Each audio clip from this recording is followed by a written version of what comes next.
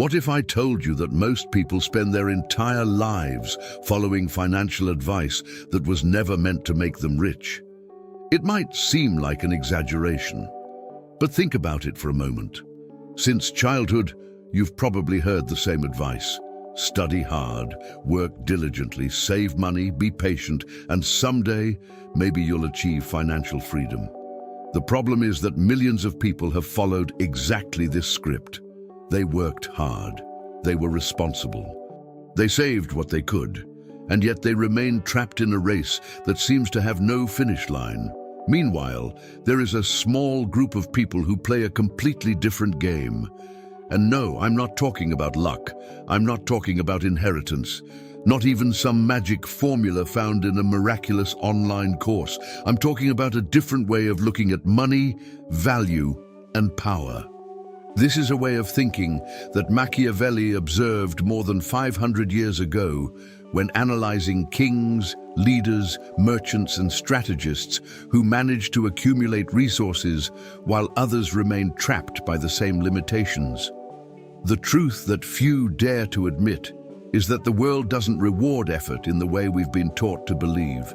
The world rewards leverage, it rewards positioning, it rewards systems, it rewards those who understand the difference between selling time and building assets.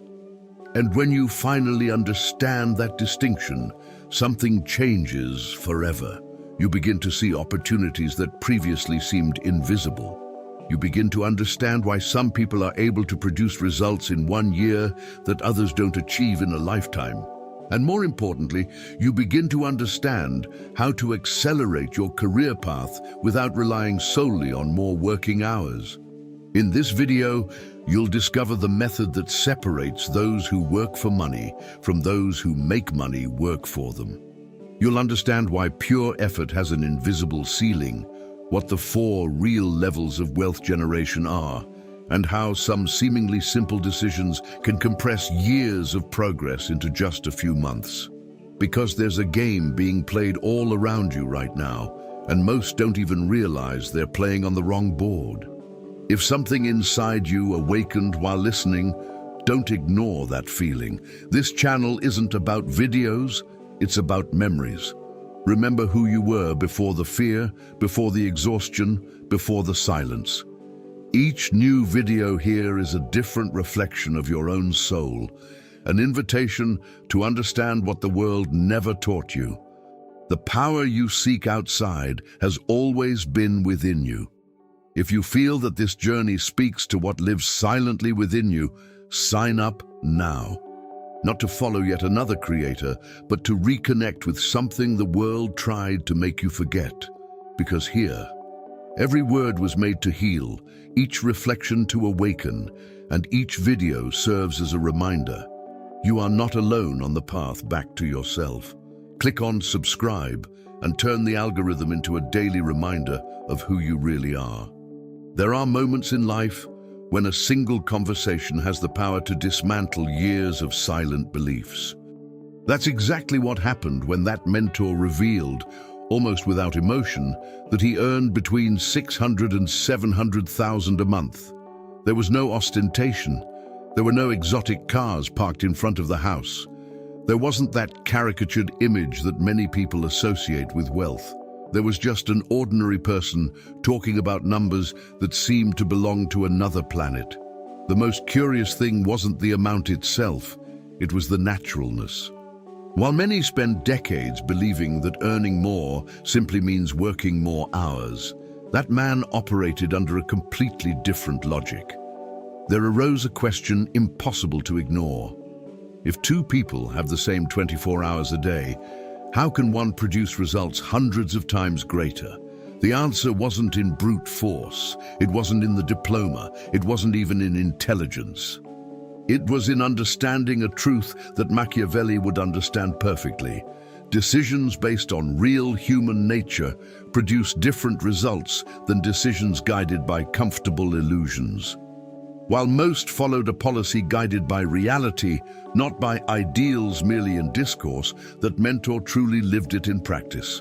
And that difference changed everything. The shock intensified when he explained where the money came from. It wasn't a salary. It wasn't hours worked. It wasn't a direct exchange of time for remuneration. The money arrived through assets, and it was at that moment that a seemingly simple idea began to reorganize the narrator's entire worldview. For years, he had been taught to work for money, study, get a job, receive a salary, repeat the cycle. But no one had explained that there was another game being played simultaneously. A game where the objective is not to sell hours, but to build mechanisms capable of generating income independently of the creator's physical presence. A rented property, a company, shares in solid companies like Apple or Microsoft, copyrights, digital products, automated businesses. All of this functions like small employees working day and night without asking for vacations. Suddenly, the famous phrase that money should work for you stopped seeming cliché and began to sound like practical instruction, like a hidden map in plain sight. And those who understood this map began to see opportunities where before they only saw work. From that encounter, something definitively changed. Not because the narrator became rich overnight, but because he realized he was using the wrong tool to achieve the desired result. Imagine someone trying to swim across an ocean while another person uses a ship.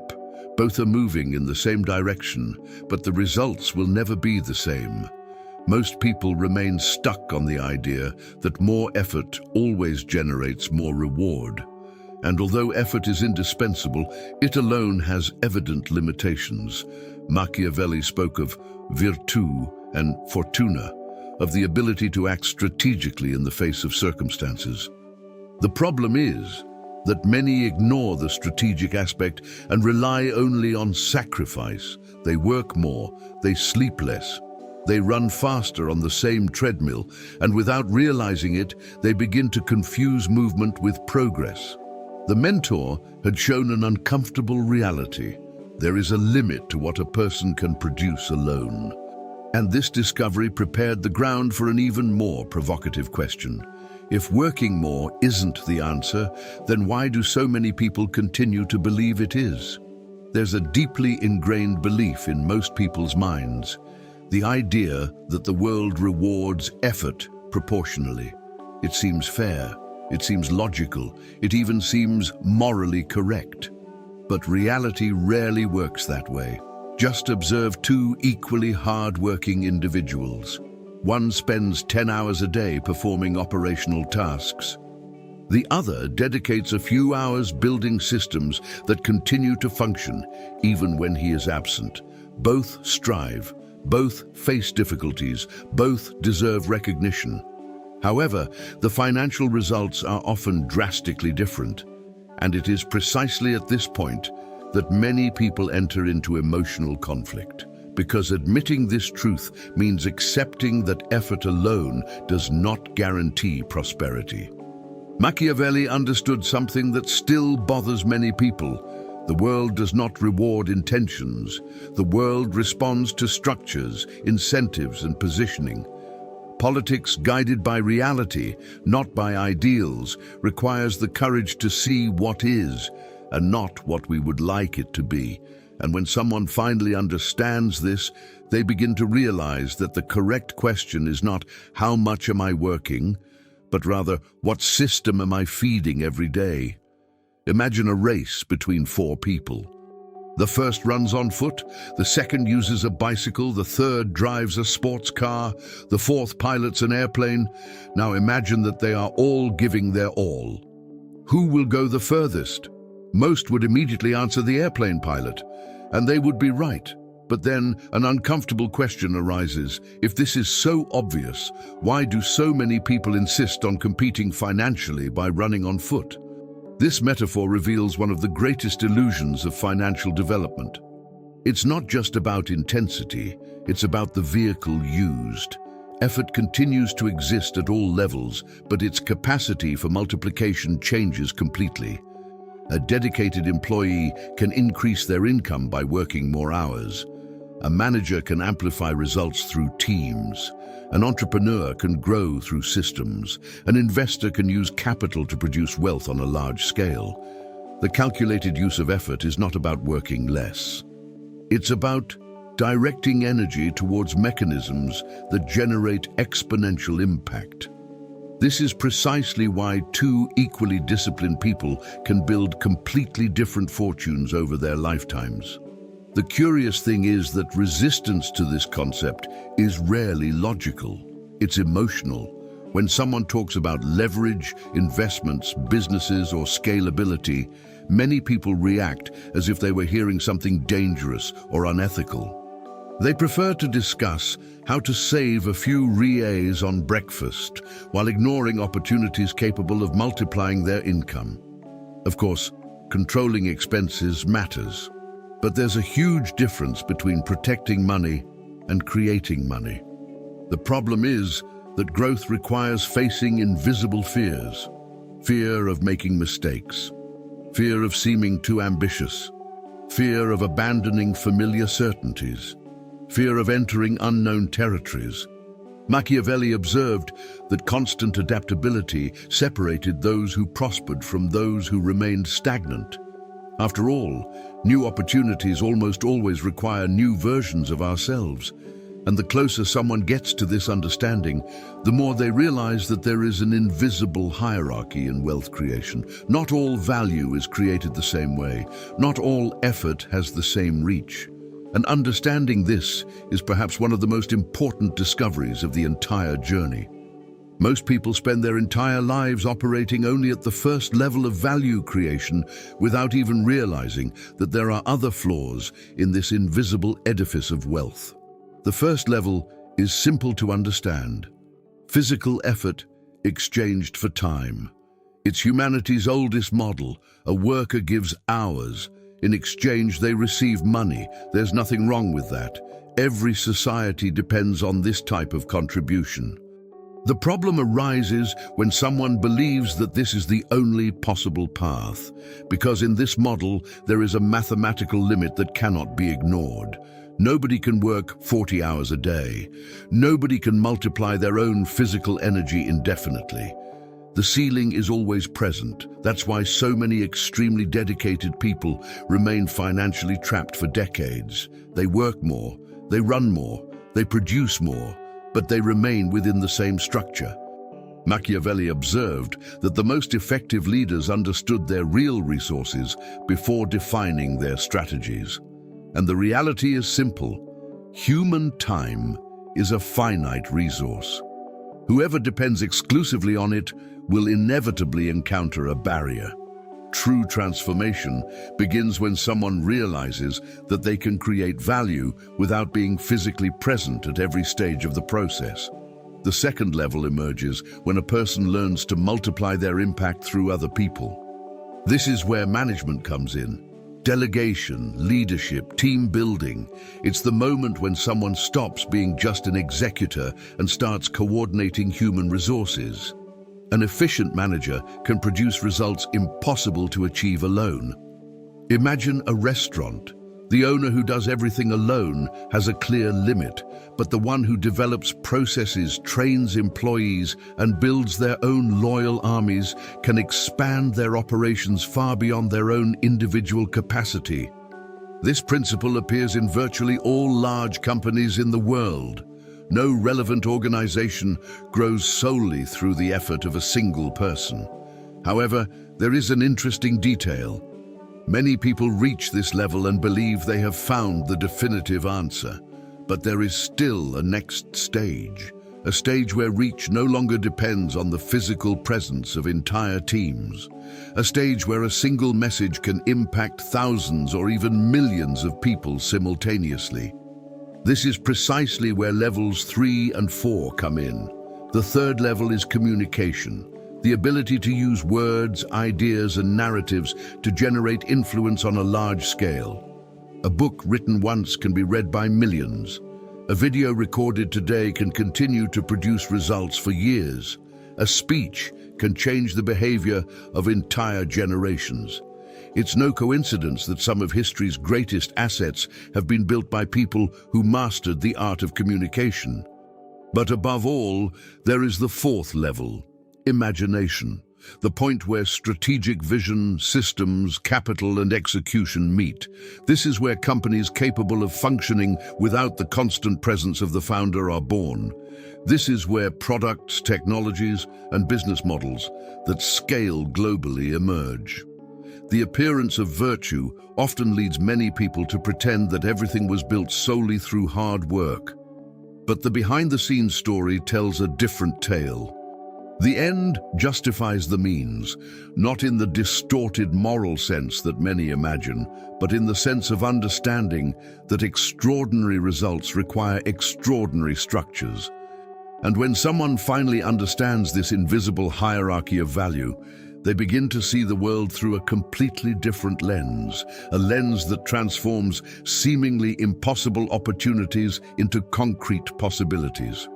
There's a huge difference between what a person considers impossible and what they simply haven't yet seen happen. When the narrator first heard stories of people building multi-million-dollar companies, acquiring assets, or creating income streams that worked while they slept, it all seemed too distant. It seemed to belong to another universe. But something curious happens when perspective changes. The brain begins to recalculate what it considers possible. It's like entering a city for the first time and discovering paths you never imagined existed. Suddenly, opportunities begin to appear where before there were only limitations. The problem is that many people confuse reality with personal experience. If they've never seen something happen, they conclude that it can't be done. Machiavelli perfectly understood this human phenomenon. Decisions based on real human nature take into account that people often see the world not as it is, but as they have been conditioned to see it. And this silent conditioning becomes one of the greatest financial prisons ever created, because what someone believes to be impossible today may be exactly the opportunity that would transform their life tomorrow. One of the biggest saboteurs of this process is the ego. Curiously, not the ego that considers itself superior, but the one that fears appearing like a beginner again. How many people fail to start a business because they don't want to seem inexperienced? How many fail to invest because they don't want to admit they still have much to learn? How many opportunities are lost simply because someone prefers to protect their own image instead of expanding their own capacity? The appearance of virtue often hides a silent resistance to growth. The ego creates elegant justifications to avoid risks. It says it's not the right time yet, that one more course is needed, one more certification, one more guarantee. But reality rarely offers guarantees. Virtù and fortuna go hand in hand precisely because life rewards those who know how to act, even when they don't have all the answers. Great entrepreneurs, investors, and wealth creators don't make decisions because they have absolute certainty.